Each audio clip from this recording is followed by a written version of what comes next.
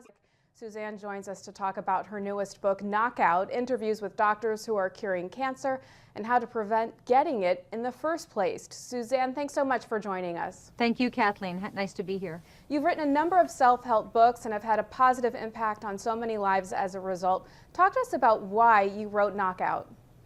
I wrote Knockout because I was diagnosed with cancer 10 years ago, correctly, and I am cancer-free.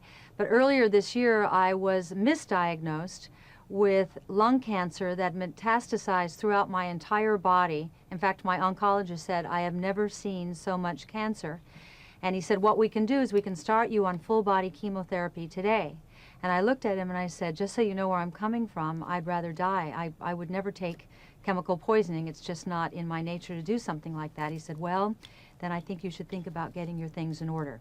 And this was reconfirmed over 6 days in the hospital, all telling me that it was inoperable, incurable, and essentially hopeless. What I did hold on to, around day 3 or 4, I said to my husband, you know, I've been keeping a file on these doctors who are curing cancer, in most cases without drugs. If I can get out of this hospital, I want you to take me to one of them. So on the 6th day, when it turned out that they were horribly wrong, I was misdiagnosed, it was wrong, I had no cancer at all after looking death in the eye for 6 days, I thought rather than get mad, I'm going to interview these doctors in this file. And that's what I've done for the better part of this year, is talk to these doctors, interview them, and I would say to each of them, it's all well and good for you to tell me this, I need to talk to your patients. They opened up their patients to me. I talked to stage 4, lung cancer, liver cancer, ovarian cancer, cervical cancer, breast cancer, prostate cancer, brain tumors. All these people living these normal, healthy lives, having not degraded by harsh chemicals, and I realized there is another way that none of us know about, and so that's what I've written about in Knockout. Other options that you probably don't know anything about. Now you interview doctors and medical professionals using everything from alternative to integrative to conventional methods to combat cancer. Right. Among them was NewsmaxHealth.com contributor Dr. Blaylock, who you also interviewed for your book Breakthrough. Tell us why you revisited Dr. Blaylock and what insights did you feel that he would offer? Well, Dr. Blaylock is one of the brightest minds in the country. He's an oncologist, neurosurgeon for 22 years. Stopped surgery because he said he was opening brains, seeing cancer so rare in younger and younger people that he decided he had to devote the rest of his life to research, to the effects of chemicals on the human brain and body. So he's a neuroscientist, and I go to him for information all the time. And one of the things that Dr. Blaylock told me that is absolutely shocking, so much so that I've hardly mentioned on television because I'm being so attacked for having the audacity to say that there are ways other than chemotherapy to deal with cancer. But he said, if I were a woman, I would never have a mammogram. And I said, what? He said, if a woman starts at age 40 with no cancer and has a mammogram every year, by the time she's 50, she will have increased her chances of getting breast cancer by 33 1/3%. He said also, the act of smashing the breast the way we do with, like in a panini machine with a mammogram, he said, if you have a tumor in there, he said, that very process of smashing can break the tumor and metastasize the cancer. He said, I said, well, what do we do if we can't have mammograms?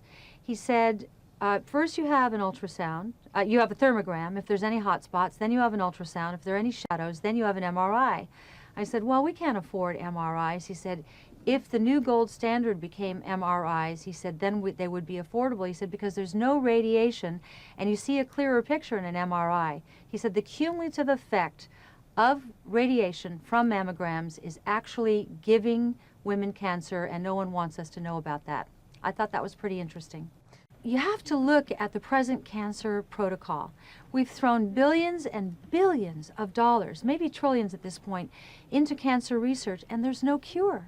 The death rate has dropped 5% in the last 55 years. That's a failure. After all this money, and they can't come up with anything other than they send attack doctors after me and saying, well, we're making strides and we're extending life. And I go, where are the strides? And what does extending life mean? Extending life means 1 to 4 months maybe of horrible, degraded quality of life.